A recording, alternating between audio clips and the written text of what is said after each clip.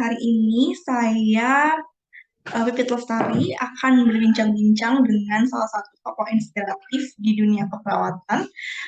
Beliau ini merupakan salah satu perawat yang mengembangkan luka, stoma, dan inkontinensia di Indonesia. Nah, beliau ini juga merupakan atasan saya, sekaligus mentor saya yang sangat menginspirasi saya sehingga saya bisa ada di sini saat ini. Oke, ayolah Oke, kita sapa ya, ada Bu Wida Sari Sigitarja. Halo Bu Wida.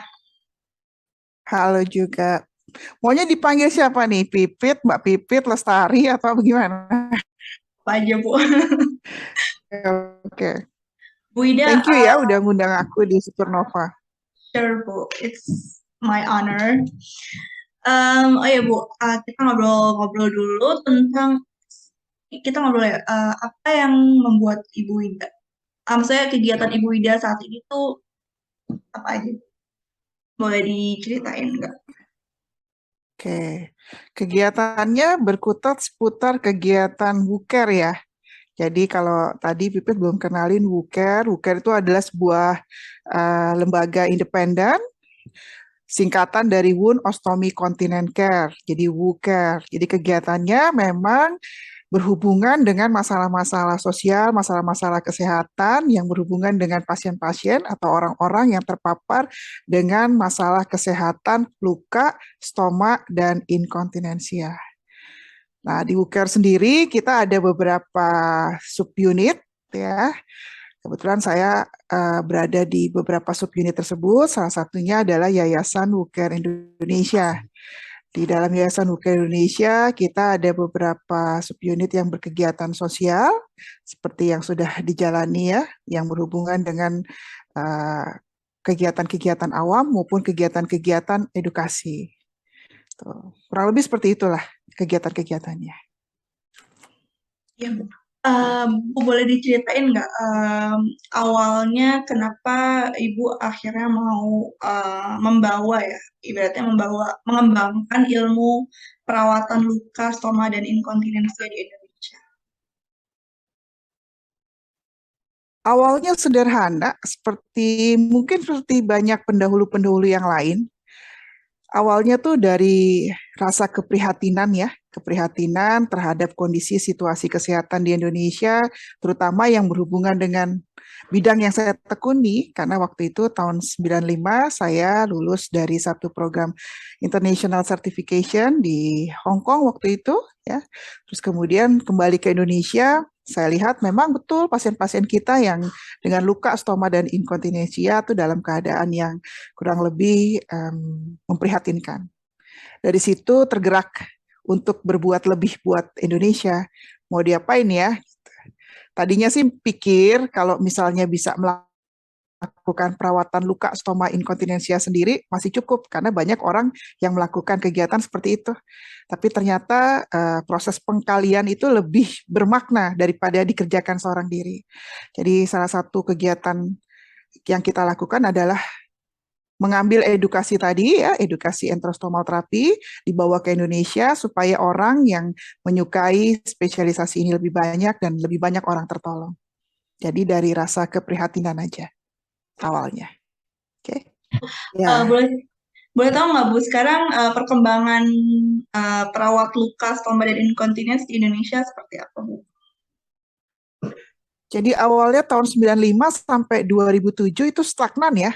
Jumlahnya sampai tahun 2007 itu hanya 8 orang gitu ya.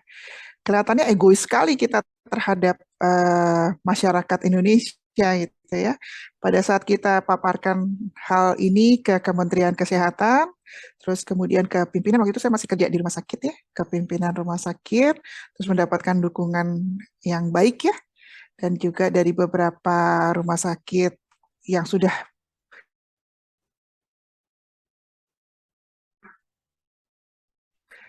bersinergi dengan kita dan juga apa namanya teman-teman dari Australia yang banyak membantu kita dari Australian Association of Enterostomal Therapy.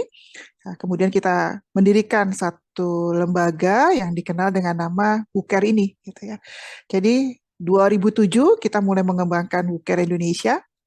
awalnya berbentuk yayasan, saat ini kita sudah ada perusahaan. Jadi total sekarang setelah 17 tahun ya, 15 17 tahun ya, 2005 sebetulnya kita sudah mulai merapihkan ya. Itu sudah sampai sekitar 22.000 yang telah tersertifikasi perawatan luka. Angkanya cukup fantastis, tapi ingat bahwa kegiatan ini tidak sendiri ya, tapi kegiatan ini berkat dukungan dari banyak pihak, terutama dari Kementerian Kesehatan Republik Indonesia. Itu Hampir di seluruh Indonesia, Mbak Pipit. Jadi kalau jalan dari Sabang sampai Merauke, ketemu deh tuh ya teman-temannya.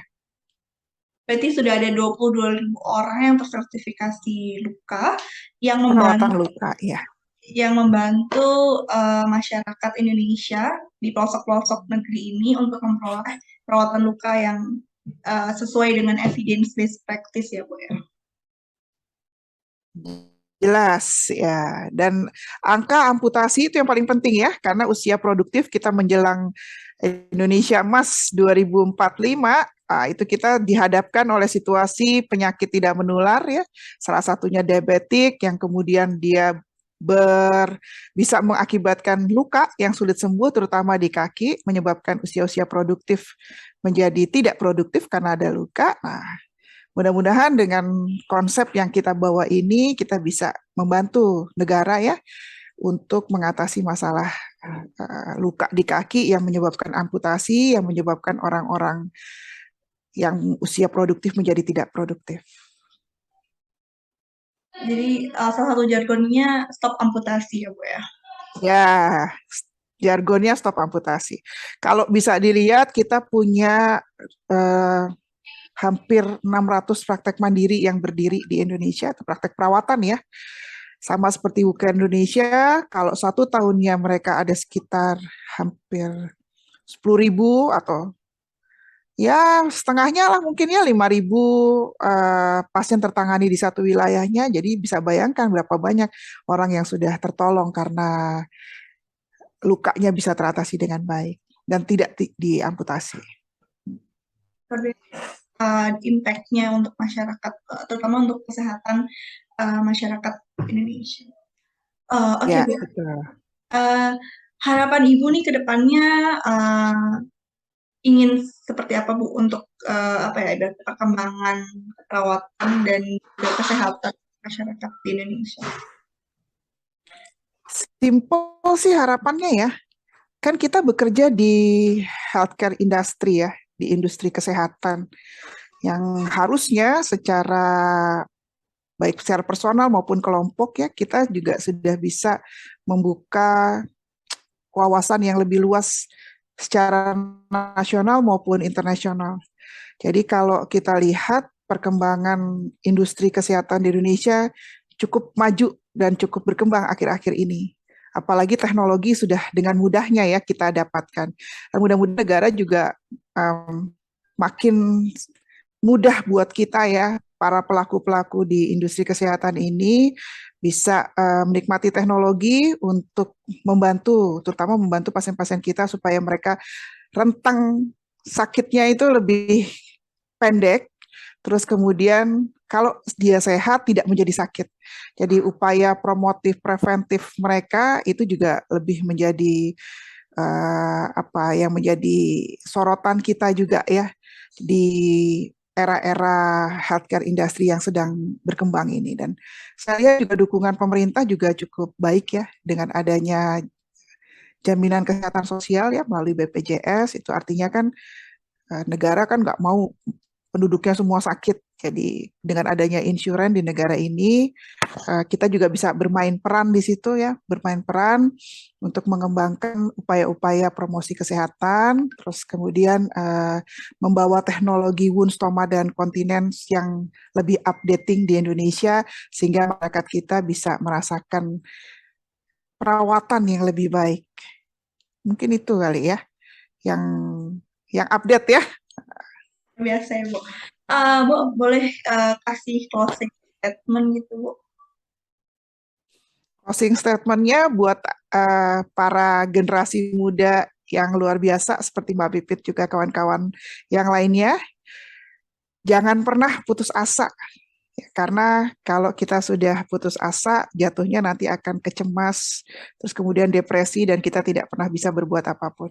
Jadi kalau kita sedang jatuh, ingat bahwa ada Allah yang akan membantu, ada sahabat-sahabat sekitar kita yang juga akan menolong kita, apalagi dalam kelompok besar ya, seperti Supernova, LPDP gitu ya. Jangan sampai putus asa menyebabkan kalian jadi jatuh. Jadi closing statement-nya jangan pernah putus asa. Oke? Oke, thank you, Bu. Sama-sama. Sukses ya. Thank you. Assalamualaikum warahmatullahi wabarakatuh.